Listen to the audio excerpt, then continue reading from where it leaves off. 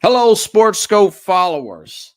After 5 years of doing this program once a week, balancing a 60-hour work week job, I've decided to do the program 5 days a week, 1 hour a night, taking a significant pay cut. So I've started a Patreon page, which is Patreon, Patreon/SportsSkope, spelled the same way at the bottom of the screen you see there, for $5 a month, 17 cents a day. You can help support the program. You ask yourself, why SportsSkope? Well, I bring in such big names such as Al Borges, former Auburn offensive coordinator, and I cover the big news in sports that the corporate media will not cover. If you want to contribute more than $5 a month, you can go use the Cash App. The cash tag is SportsSkope, again spelled the same way, or you can go to the Zelle app, sportsskope@gmail.com. SportsSkope has about 5,000 followers and growing. If you want to advertise on the program, you can email me. The word is SportsSkope, spelled the same way again, @gmail.com. Thank you and enjoy the program. All right, now I'm live here on all links. Everybody, welcome to SportsSkope, the most influential sports talk show in America. Everybody, don't you forget it. I will have former Dallas Cowboy Jim Jeffcoat on. He's going to give me his perspective as a coach and a player.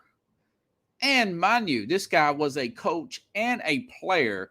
I've been with Jim up for, I don't know, about 2 years on the Mac and Jack and Jim Jeffcoat show, doing their program. And the guys never really asked him about his outlook as a coach. He was a former defensive line coach. So he'll be coming up here in just a little bit. Going to talk about the college football game, everybody, and those big upsets that happened last week. Also going to talk about former offensive coordinator, head coach of the Rams, Mike Marks, ripping into Trey Lance. And it's hard to say where he's wrong. I think there is some truth. Maybe it was a harsh way of going about it, but there is some truth in his criticisms. And maybe, just maybe, that is the reason why the 49ers, Kyle Shanahan, and, oh God, what's the guy's name? And their general manager there have not made that move to trade Jimmy Garoppolo. Get a little bit into that. He got a lot of heat for that. He's just telling the truth. But first, let's talk about last night's game, okay?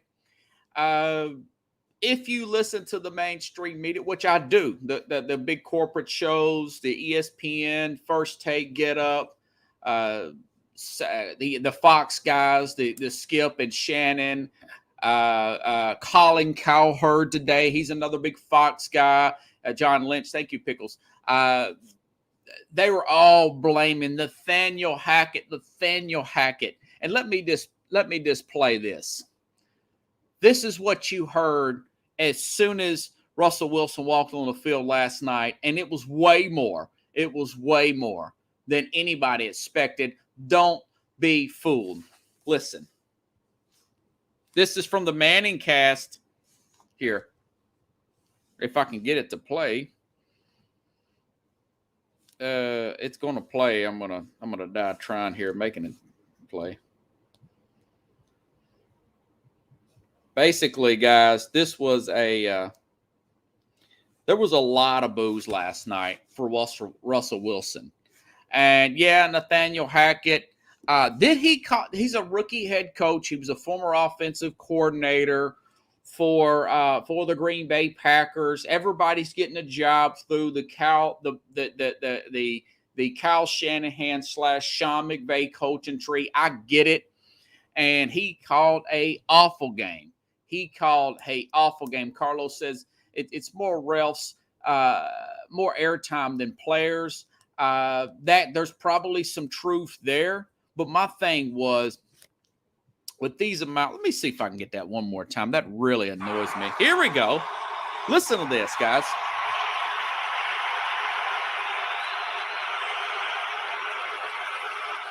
I mean, that is some serious serious booing there in Seattle, 12th man. And, this guy, Russell Wilson, is a 10-year veteran in this league. He's a 9-time Pro Bowler, okay, over $100 million extension. And are you trying to tell me he don't have the authority to audible out a first and goal line inches inside? None of this inside the 5-yard line stuff. First and inches. And he's in the shotgun, and he's not calling a quarterback sneak to push that ball inside the one. On the goal line. He's doing the shotgun thing there. He looked like a deer in the headlights last night. Not using a timeout. Are you trying to tell me that this guy who's getting paid all this money, he don't have the authority to call a timeout himself when you're trying to kick a 64-yard field goal on the road with that kind of pressure and that kind of noise? He choked. I like Russell Wilson. I think they have a shot to win the Super Bowl. I went back and forth on the Jim, maybe I'll ask Jim about this when he comes on. With Jamie about this game. This was supposed to be the breakout game for him. But he had a deer in the headlights look. He is about 90% blame here because he has the authority to audible out.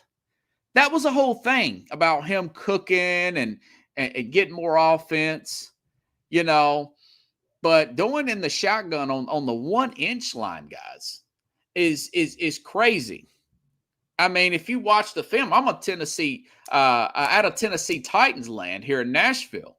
Tennessee went up there and muscled that same defense, by the way, on the goal line with Derrick Henry late in the third and fourth quarter. Okay?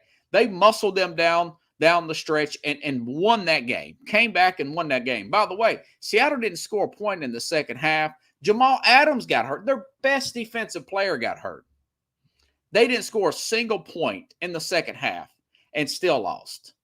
I want to say they had 3 red zone trips. They had a 1 turnover. They had a field goal when they should have punched that in. They left 8 points on the board that I can count. Legit. They had, and yeah, Pickle says they didn't have no Bobby Wagner. They didn't have a Bobby Wagner yesterday. And Russell Wilson, this reminds me of back in 2010, almost forgot. Back in 2010, when LeBron came home and played his first game in Cleveland. I mean, everywhere you looked, there was boos. And that bothered him the entire season. Now, they won that game, yeah, because Cleveland Cavaliers had an awful team. He's the first pick overall, and they won that game going away. But you know what he did in the finals that year? The year that we all saw him melt down? 17 points. Arguably the greatest player of all time, because he couldn't fathom playing the villain role. Hulk Hogan, an entertainer. I was a Hulkamania when I was 6, 7, 8 years old. I loved the little pillow things, watched it on TV, knew it was fake. My grandmother watched it. When he went to NWO and he started getting booed like that, it bothered him. And he said it bothered his son. So he immediately went back and been good guy Hulk Hogan with the yellow, not with the black NWO, New World Order, and all that WCW stuff. I think there's something to it. He is a nice guy, Russell Wilson. LeBron, pretty nice guy. They don't like playing that role. Now, Kobe go up, Kobe's from Philadelphia. Kobe Bryant, late great Kobe Bryant. And it ticked him off that he got booed in Philadelphia because they beat his team the year before, that 2001 76ers team. And he embraced it. It ticked him off, but he embraced it, and he played well. Gave himself the nickname the Black Mamba. Floyd Mayweather, he says, I embrace it. I embrace it. I embrace being the bad guy. I like being the bad guy. But I think this was really that simple. Hopefully, at 34, he's not 24. They got a lot of talent on that team. They've got to run the football. They've got to get into some more power play there. Russell Wilson is, I think that was just, if he plays like that all year, he was a bust. Jamie was right. He's going to be a major bust. They're not going to play the playoffs. They're not going to make the play. I don't think that's going to be the case. I do think that he'll come back from this. But after this season's over, way after this, he'll give an interview someplace, sometime, somewhere, and he's going to talk about how hurt he was because he did. He pushed himself out of town, and which is fine. He pushed himself out of town, and he wanted more authority, and he wanted a better offensive-minded head coach around him. I get both of that. But man, you're sitting there with listen to Peyton Manning on the Manning cast. This was also during the awful non-timeout. The way those last few seconds went, 50 seconds. Listen to this. We got 3 timeouts here. I might use one right 3 here. timeouts, and you Let's kick a 64-yard field goal. Let's talk about this one. They can try to draw them off sides. Might try to draw them off sides. Peyton is getting nervous as he's watching. He's nervous for Russell Wilson. And I'm looking at this film, guys, and he's got this huge necklace on him. And I'm thinking, dude, who do you think you are? This is not Russell Wilson that I know. I like the Go Hawks guy. I don't care how fake it sounds. He's a likable guy. He's a marketable guy. That's who he really is. And what's he wearing a necklace for? All that stuff comes out when you have a deer in a headlight looks like that. In a stadium, he's played this 9 years in that stadium. This is his 10th year. He was drafted in 2012, a third-round pick. And they'll probably be okay. I like Javonte Williams. I think he should get more carries. He should get more carries between the tackles. He got his share of targets in the out of the backfield, but they completely they of course, yeah. Pickle says he called an audible and went for it. Of course, Peyton would have went for it. Peyton would have used those timeouts. It's 50 seconds to go. You have 3 timeouts. You don't call a timeout. He had a meltdown. Why people, probably that's why the best sports show in the country, And other news today, Dak Prescott, Jerry Jones, he said that now it may be 4 games that Dak Prescott may be back. Now, when Jim pops up here, hopefully he'll pop up here in a minute or so.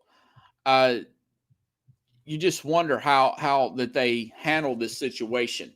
How do you handle that Dallas situation as a player, as a coach? How do you go about something like that with a guy like Cooper Rush? He knows your playbook. You're breaking in new receivers there. Now they've got Dalton Schultz, and of course you got CeeDee Lamb. You got that. So I'm curious to see what he is got to say about that. But he hasn't popped up yet. Still got a couple more minutes. I'll say this. As far as Russell Wilson, yeah, he's got to shake that off. He's got to shake that off. He's going to have his hands full, as we expected, with the LA Chargers, the Kansas City Chiefs. Almost perfect. Now, the Chiefs already lost their cornerback.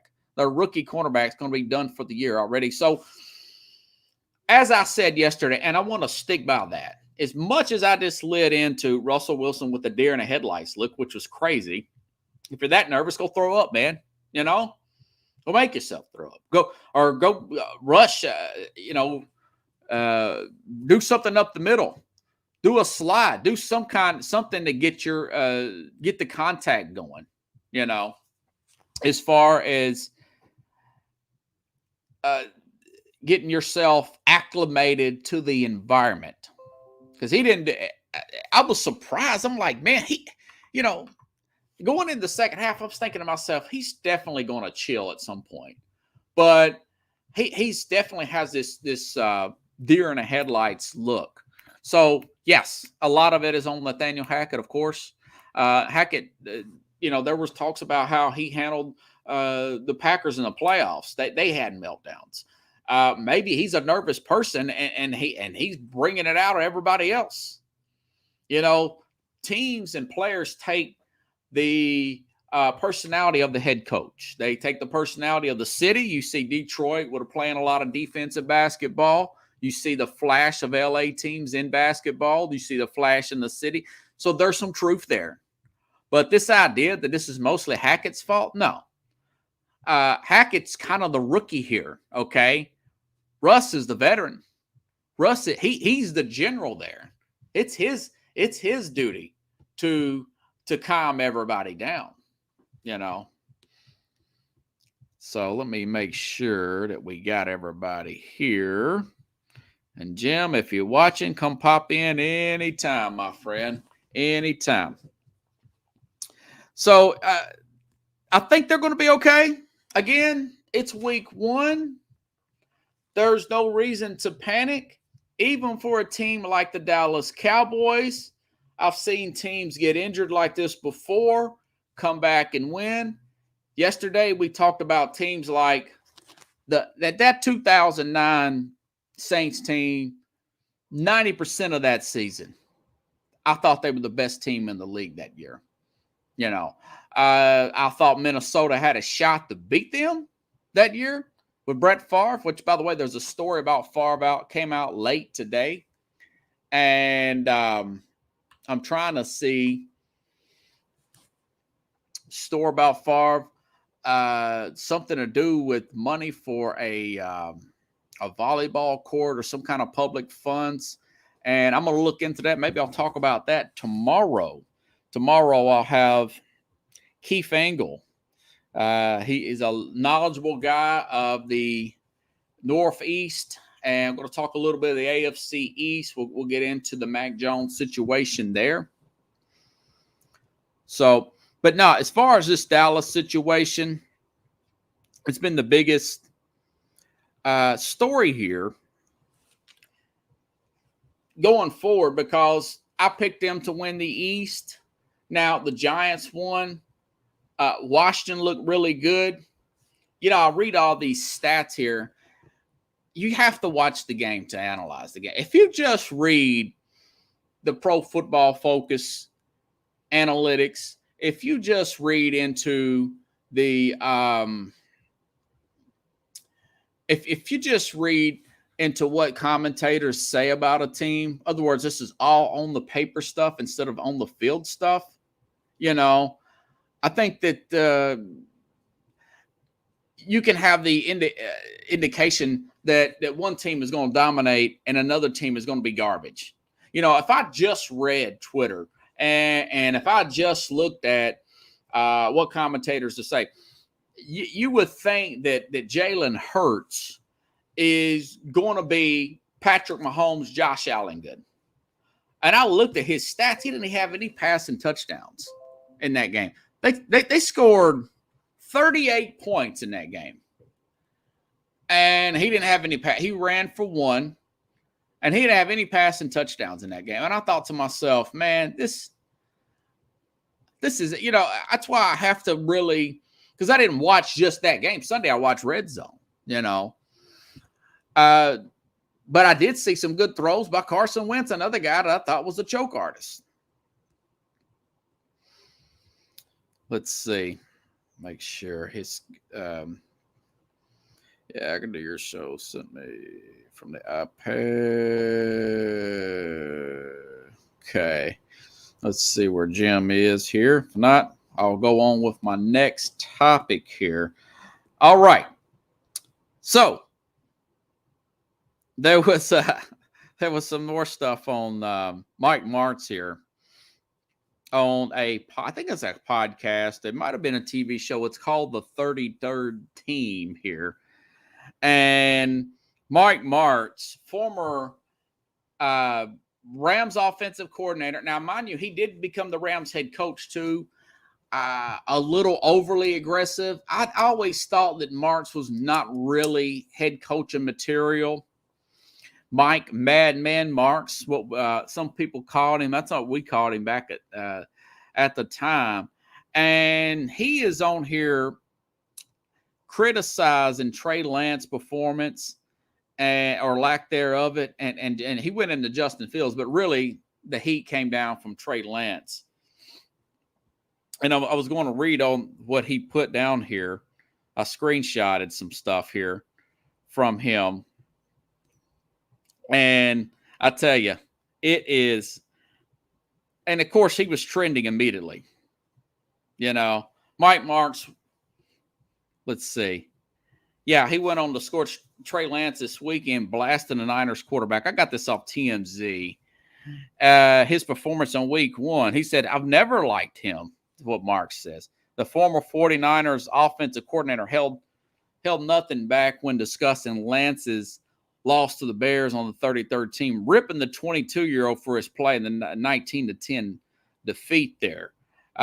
Former Super Bowl winning coach Mike Martz said that Justin Fields can't do anything at all as well. But he says, Lance, he's not a great passer, doesn't have good skills, takes him a long time to set himself and throw the football. And Mark says, I've never seen anything about this kid that is encouraging at all. Mark's criticized Lance throwing motion, his decision making. Now, his throw motion, that came up in came up in camp, and that has came up in camp. Then he went on to say he looked like a fullback stumbling around trying to run the ball to me. Mark said he's not particularly a good guy running with the football, and based on what I saw today, I mean, he missed 2 guys completely themselves. And I thought to myself, man. But if you look at it, Marks, a lot of that, what he said wasn't right. Now, is he a little bit of an egomaniac? I know he got fired. Most coaches do. He did. Not only did he coach Kurt Warner, there was that story, American Underdog story. He was coaching Warner hard when Warner first came up because he had to take over for Trent. I can't remember the guys. I think of Trent Green. Yeah, Trent Green got hurt that year.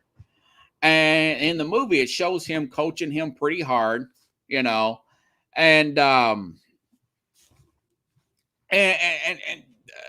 Kurt Warner took it with stride, didn't take any offense to his hard coaching.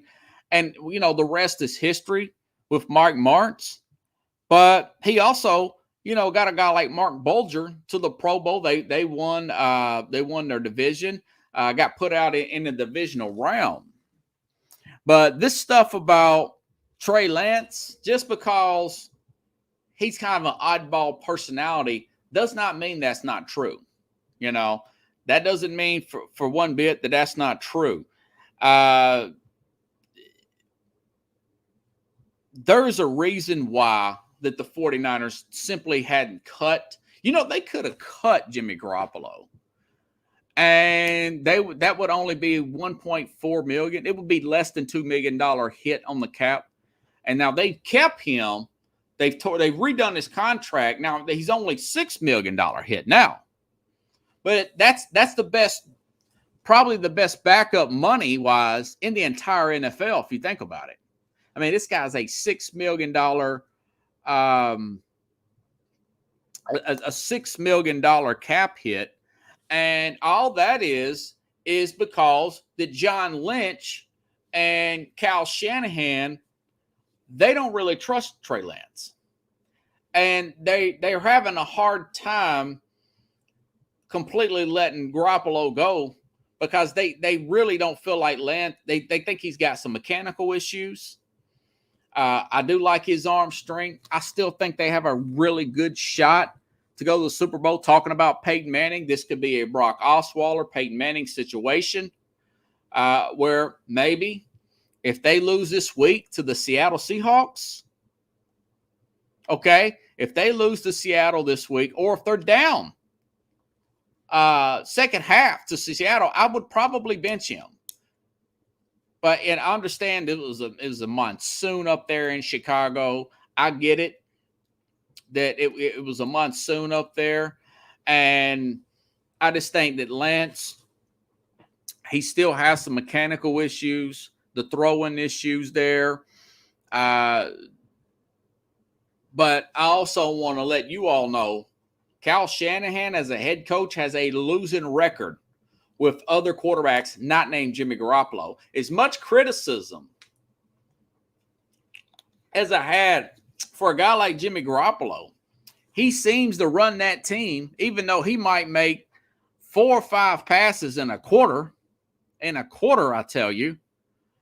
But they're the right passes to the right call with the right protections and the substitutions and all that jazz. Okay? So my thing is, there's probably some truth there. There's some truth to, even though it come from Mike Martz, there is some truth to those criticisms. He may be a little premature. And the fact that I want to say they gave up 3 first-round picks for him. And understandably why. Garoppolo can't stay healthy in whole season. He played through injury last year and got surgery. They got to the NFC Championship game. I don't know if they didn't have Trey Lance already drafted. I don't know if he would have said, I can't play and finish this out. I don't know if he wouldn't have said that. These players need a little bit of a sense of urgency. They need that little bit of pressure on them to make them play better. Okay? I don't know where Jim is. I think I sent him the right email. Let's see. I'm going to email him again. See if he got my email. If he got my invite. But I'm telling you guys, I think that is the reason why. And I think that Jimmy Garoppolo can play. I know a lot of people's not going to agree with me here. I think this particular situation feels different. You know, remember what we talked about with game situations, okay? And playing by the book. I was talking about Brian DeBall yesterday and the Ron Rivera story. If it's this score, you do this. Do you go for 2? Do you go for it on 4th down? Et cetera, et cetera. Do you do all this? Or you play each game as if that each game has a specific identity and situation. That's the same thing with this particular situation, okay? Trey Lance comes from a small school. Check. Trey Lance, like Zach Wilson, like the same draft, right? Did not have that many college and starts, but showed a lot of promise, has a lot of the physical tools, arm talent, all that good stuff that people talk about, all right? In this situation, you're on a Super Bowl ready team, a team that just a few years ago went to the Super Bowl, just last year went to the NFC Championship game, all right? So, and remember what we talked about, second-year quarterbacks have went to the Super Bowl. Well, here's a stat for you. Here's a little tidbit for you. Tom Brady didn't play in the AFC Championship game in 2001. Tom Brady won the Tuck Rule game, but against the Steelers, he didn't play in that game. He gets hurt. Let's see if he got back. Okay. I don't know, Jim. Something may have come up with Jim. I don't know. But if he comes on. Okay, let me try to send him. He says he did not get my invite. Let me try him one more time. And Gmail. Let's see. We'll have to do this live, folks. True. JIM. Jim Gibbs. Jim Schmidt. No. BU. We'll have to do this live, folks, because I am the producer. Everything. BUFFALO. JIM at .com. Okay. Send. Okay. We'll see if that went right through there, folks. And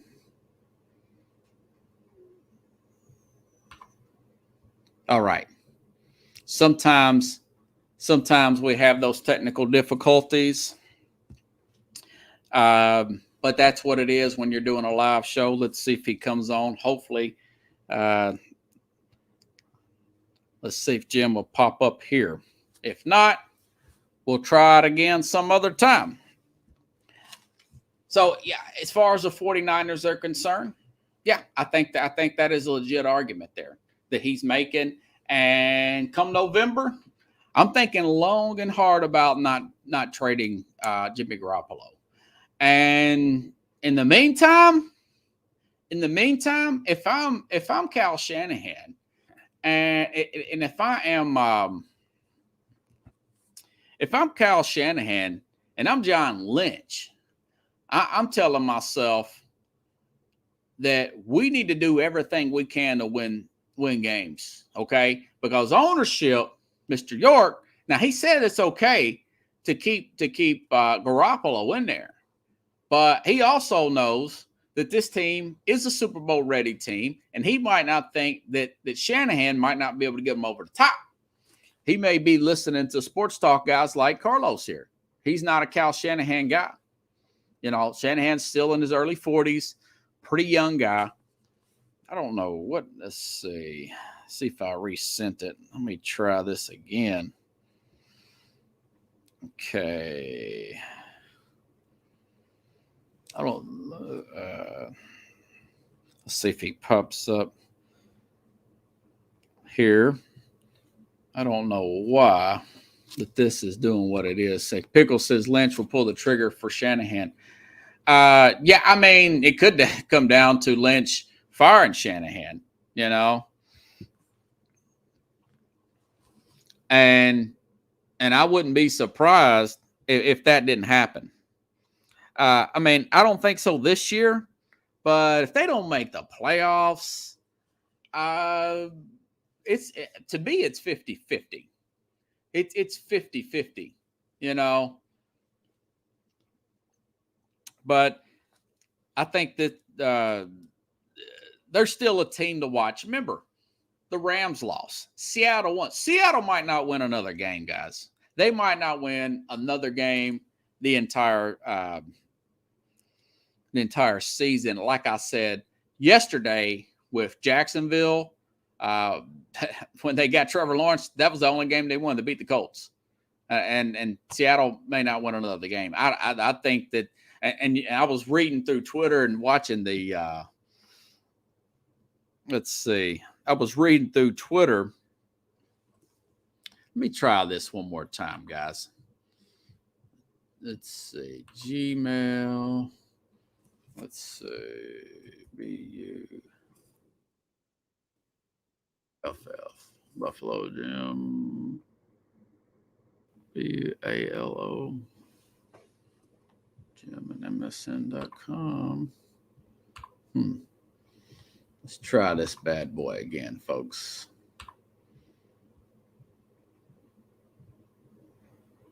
Clip. Yeah, it usually pops in that studio here. Yeah, if it don't work, it don't work. We'll try it again next time. Lowercase Jim. Well, I don't know. Well, if it don't happen, it don't happen. All right. Anywho. All right. Moving right along here, folks. Now, let's go into Baker Mayfield. Now, Baker Mayfield, I actually thought that they would win this game. I thought Carolina would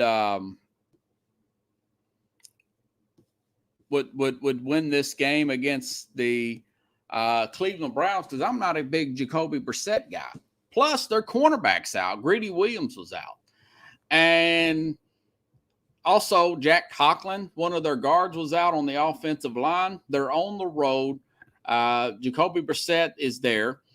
But they still had a really good offensive line, ran the ball well, got a lot of pressure with Clowney and Myles Garrett, and ended up winning that game anyways. Baker Mayfield is pretty much what I thought he was. Now, it's just one game. I get it. It's just one game, new system, new everything. But I wasn't overly impressed with him. He's supposedly fully healthy now. He is not a franchise quarterback. He is a stopgap quarterback. I don't even know if he's considered to be a stopgap quarterback. And yeah, that thing is just not kind. I was really wanting to get Jim in here too. Let's see. Still haven't received it. Let me see something real quick here. I think I may have not put that. When you're doing emails, sometimes, guys, sometimes if you don't put the dot in there right, things won't work right.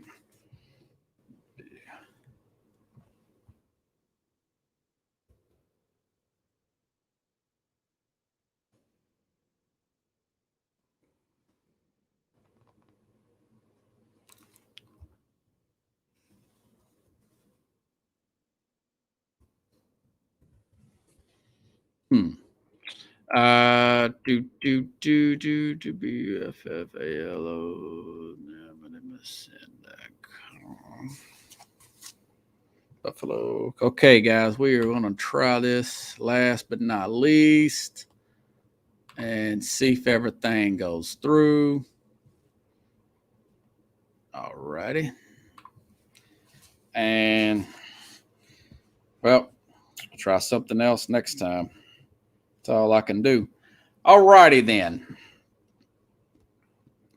And so Mayfield, and Carlos says, McVay won out because the owner paid players on offense and defense. Many teams didn't go over the cap and have a deep all-star roster like the Rams. Yeah, they're probably looking. They probably have some kind of loophole. They're real top heavy, and to their defense here, they're a team that did draft well. They get those compensatory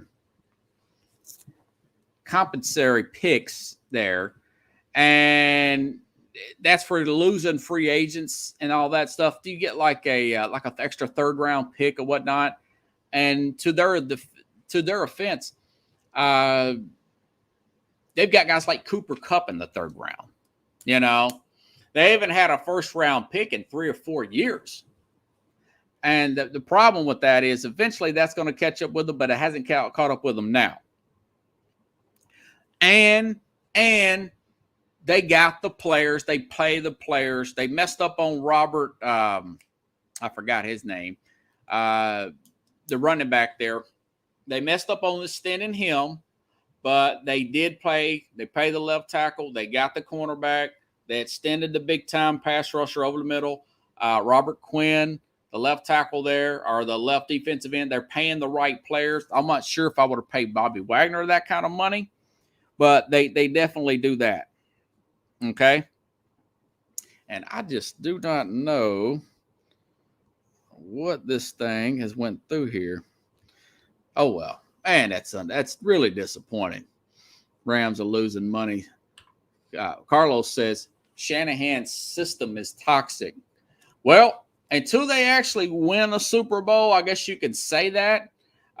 He hasn't had the most talented quarterback in the world. McVay's a product of that system. He was an assistant. Remember, he was his offensive coordinator way back in Washington. McVay's system is not 100% like the it's not 100%. It's not 100% like the Cal Shanahan system. Cal Shanahan system is just like his dad's system, you know. the zone blocking running that they ran in Denver with John Elway and won those 2 Super Bowls, Terrell Davis. But Kyle Shanahan's system, pretty much an image. Sean McVay is a little bit of that, a little pro style, a little spread. It's got a little Andy Reid in it. That's more of the Sean McVay type of system. And I don't know what it is, but I don't think I'm going to be able to get Jim on tonight. Hopefully we'll do it again maybe next week, because I know he has another show tomorrow to do with the former New York Giant there. So we'll figure out something eventually and maybe try to get him on and see what I'm not messing up something there on the technical issue there that I've had with other folks on these email. I don't know why I'm not putting it in right, but oh well. Anywho, the show must go on. Okay, now, Mac Jones. Now, this is something I'm going to, hopefully, if I don't have any problems again with my email, talk about with Keith Angle here. Now, Mac Jones, he's injured with back spasms. Did have 3 turnovers, had a strip sack for a touchdown. And if you just read the outside and the headlines, it looks like Tua had an all-world day. Jones, he struggled. He struggled with protection issues. He had some turnovers. And, you know, Colin Cowherd, I'll give him the credit here. He says Belichick is kind of like a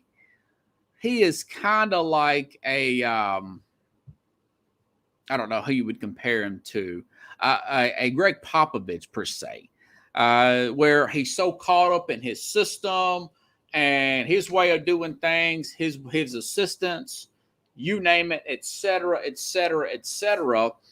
And once he lost Tim Duncan, Greg Popovich, and once Bill Belichick lost Tom Brady, he's pretty close to a 500 coach. Now, I don't think that's 100% true. I think Belichick is much more approachable than a Greg Popovich. Guy can be a total jerk sometimes, Greg Popovich. Tim Duncan or Bill Belichick just don't want to be there when it comes to the media. You know, he just don't want to be there. But but as far as, you know, him getting out of his comfort zone, maybe taking a younger guy that's an offensive guru and kind of letting this guy call the offense, he run the defense. I don't know if he's willing to make that adjustment. I will say this. If this team continues to struggle, maybe there's going to be some more pressure coming up from Robert Kraft on him. I think that is a real concern at this point. This is something I'll ask Keith Angle tomorrow if my email system is not messed up here. We'll look into that. So, yeah, it is. There's some consider. Now, that being said, I thought Miami would win the game. I thought Miami in September, other than the year they completely gutted the team, the Brian Flores year where they was going, we found out later we're going after the first overall pick. And of course, Stephen Ross was. Flores wanted to win, but they were getting rid of all the bad contracts and trying to build a culture there. Other than that, this team is really good in September. It's really hot down there. Now, they got to go play at Baltimore this week. I don't think they're going to win. I know that the Patriots' schedule gets easier. I want to say they play a team like Pittsburgh. Pittsburgh's not going to have T.J. Watt for about 6 weeks. He's not going to be done for the season. But we're going to find out. I think there'll be improvements, but Matt Patricia supposedly calling the plays. He's never been a coordinator before. I thought that was a little sloppy there. I guess the former offensive coordinator there took the quarterback coach with him. Belichick poo-pooed that whole thing, and they look pretty sloppy. For a Bill Belichick coach team, turnovers and strip fumbles, that's just not Belichickian. You know, that is not Belichickian per se. Now, I will say this. I don't think he's going to get fired. I'm not going to go that far. Is to say that Belichick is going to get fired or anything of that nature. But I am going to say that because the reason why I'm saying he's not going to get fired, they got a massive amount of cap room next year. A lot of that extra dead money falls off. He's going to be able to go out and get better defenders up front, probably some better cornerbacks. They have some issues there in the secondary. I want to say Tyreek Hill had over 100 yards in that game. And it's going to look more like a Bill Belichick coach team next year and the year after that. Remember, this is only year 2 for Mac Jones. And he's going to be on that really team-friendly rookie contract all the way up to year 4. All right? And by the time he gets up to year 4, not to sound like a broken record, Buffalo's going to have to start coming off some players. They're just good. That's just the way it does. They're going to have to start coming off some players because Josh Allen's salary is going to be way up there in the 50s, and that cap is not going to jump that much. It's going to go over that 12.6% that we talk about all the time, where players don't win Super Bowls. Teams don't win Super Bowls if they have a player going over a 12.6% of the overall cap. He's going to jump way up. Guys like Kyler Murray and the NFC is going to jump way up. Russell Wilson's going to jump way up. That's why they got to have 2 years, this year, next year for Denver, okay? Biggest competition will probably be Justin Herbert. That's going to be a great game. I was going to try to do that game, stream it and commentate it, but, you know, I've been in so much trouble with these social media companies. My show's taken off. I'm really frustrated. Couldn't get Jim on today. Maybe I can get him in Thursday for a few minutes if we can get this thing right. But yeah, I'm just not going to do with that. But I do think that this, by the way, J.C. Jackson, he might play Thursday. That's the cornerback free agent that the Chargers got. But as far as this Patriot team is concerned, I would definitely give Bill Belichick another year or 2. Now, if these problem continues to, I mean, he's such a competitor. I could see him completely flipping the offense upside down and taking over those duties himself. He's got free reign to do anything. You know, they'll run the option. Maybe he'll bring back a Cam Newton and do something like. He will try to manufacture some offense. This guy will do anything.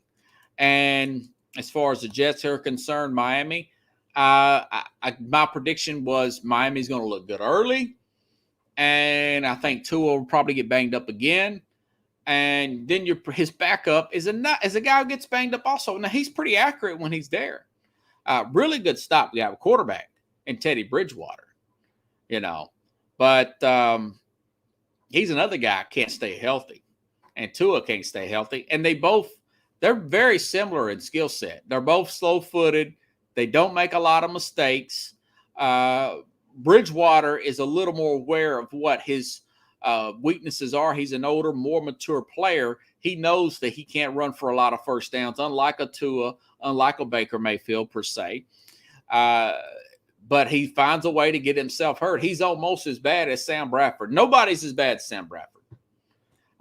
Sam Bradford, former back when he was playing with Minnesota one year, guy has an almost perfect game on a Sunday or Monday night game against the Saints.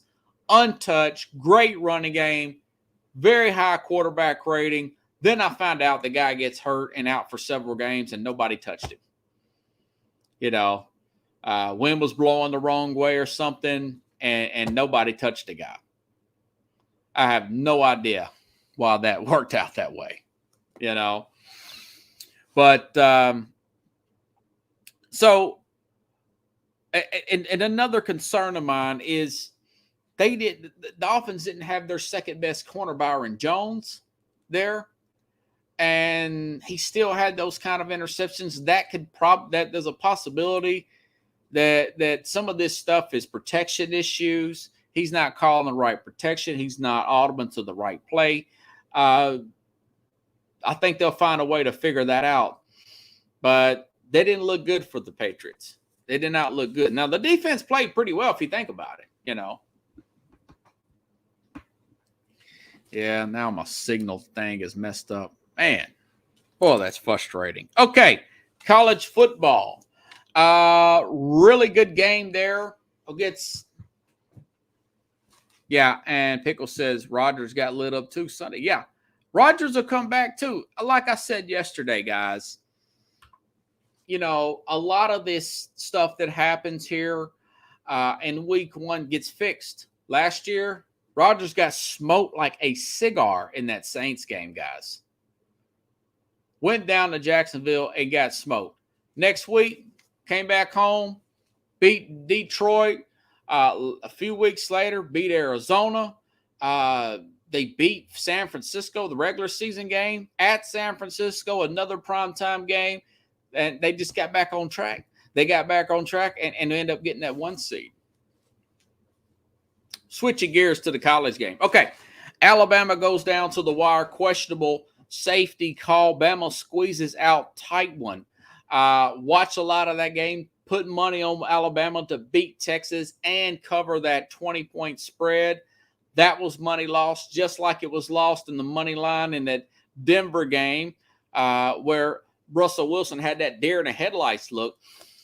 And then I started looking back at Alabama. Somebody made a good point here on Sports Talk Radio. Somebody said that they haven't covered the point spread on the road except for one game last year, and that was against Mississippi State. They had a 2-point game against Florida. They were beat against Auburn. I mean, you know, they are not nowhere near as good as they used to be on the road. So this 31-0 halftime stuff here, where Alabama beats up on Georgia, those days are over with. And a lot of that is transfer portal. You look at Texas A&M, this is a grad transfer to Appalachian State. Appalachian State went, I want to say they went overtime. They went in a shootout game with Carolina. Think about it. Big opening game. ACC team barely lost. Blew a big lead, Appalachian State, in week one to Carolina. Then they go on the road and play a team with all these 5-star players in Texas A&M and beat Texas A&M.